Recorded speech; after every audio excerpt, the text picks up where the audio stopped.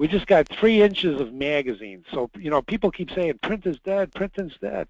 Well, ladies and gentlemen, in the mail today were 3 inches high of magazines. And if you're going to say, well, Jim, that's not a lot. Well, there were only 3 magazines in that stack. In that stack, there were only 3 magazines: Vogue, Harper's Bazaar, and Elle.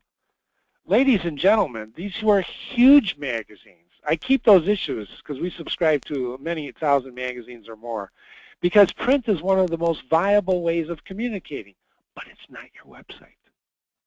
It's not your website. It should be used in tandem with your website, but the website is different. It's visual. Ladies and gentlemen, one of the things disturbing digitally everybody in the world today is video. Your websites must contain video. Why? Because video is a visual media, and people are using video. Ladies and gentlemen, I don't know if you follow the stock market, but media and entertainment stocks are plummeting. You know why? YouTube. YouTube is threatening the networks. NBC, the networks are like publishers, you know, in the past. They have no idea what's going on around them. They're being threatened by you, by me, by everyone in this audience who can now be a broadcast station. Your website is a little NBC. It can have video, it can have commercials about you. It's unbelievable what your website can do. So think visually. And when I say think visually, I want you to think of type as visual and visual as type. It's all the same. It's content. Let's look.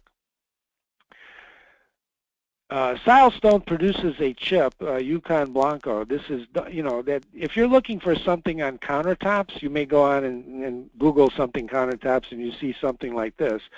But one of the things we don't want to do is assume that people understand what we see when we look at something. If you were looking at those websites before, and the worst thing you could do is assume that everybody sees what you see. I can tell you right now that is so wrong. I'll give you a good example. If you're colorblind, you don't see anything what other people see. In fact, I know that because I'm colorblind. I had to teach myself what red and green were when you look at red and green. It's a marvelous experience if you can't see it, because other people see it and they're telling you what they see, and you're looking at them and going, I don't know what you're talking about. So I had to visually train myself to see your red and your green. And when people say, Jim, what do you see when you see red and green? I don't know what to say because I can't give you a reference. So never assume that what you see is what other people see. So for example, if you're looking for this countertop, this was what Silestone did 2 years ago. Great manufacturer, by the way. This is what they did to present that. They showed a very big picture of the countertop with some food on it, you know, a little borrowed interest on the food. Beautiful, beautiful shot with all the different countertops below it, and Yukon Blanco highlighted. A great presentation. Look what they're doing today. They've completely taken the sushi out of the picture. Now, why did they do that? Why did they? Look at how big this Yukon Blanco is now. In fact, look at how many choices more you have, because it's not about sushi. It's nice. Sushi's good. Some people like it, but not everybody likes sushi. Not only that, if you look at this, what are you looking at? You're looking at the sushi, making you hungry. You're not looking at the countertop. So right or wrong, this is what I think happened. They realized that they got to get rid of the sushi and just show the countertop, because that's what designers want. You know, they're not selling sushi. Ladies and gentlemen, one of the biggest mistakes manufacturers, all of us make, I make the same mistake, is we believe that people don't really want what we're selling. So somehow I got to entertain them. I got to get some, what they call in my business, borrowed interest. I've got to get some borrowed in. I got to borrow interest. I got to get some sushi in the picture. Worst mistake you can make. And I think they figured it out, because today they're presenting their vibrant Yukon Blanco. There it is in living color. This is when you enter the Silestone site. Look at how visual this is. Big picture. Now what's he doing on the side? He's actually doing something there, right? Is he eating something? It looks like he's doing something. And you got pictures below, but I want to call your attention to what they're doing here. All this text is very important. Content is king. Content is what Google reads. Content is how you get to page 1. Should I repeat that? Content is what Google reads. Content is how you get to page 1. I'm going to give you an example. After this presentation, I'm going to tell you a website. I'm going to tell you to go to your browser and type in the following words. I won't tell it to them now because I don't want to lose you and have you jump on your browsers and type. So remind me before we finish. Sue, remind me. Okay, be creative. Let those juices flow. You guys are naturally creative. In looking at the registration list, I was almost intimidated because there's a lot of creative people in this audience. I used to be the creative director of the 8th largest direct response agency in the country, now defunct, called Unispond. That's why I talk fast. I'm direct mail.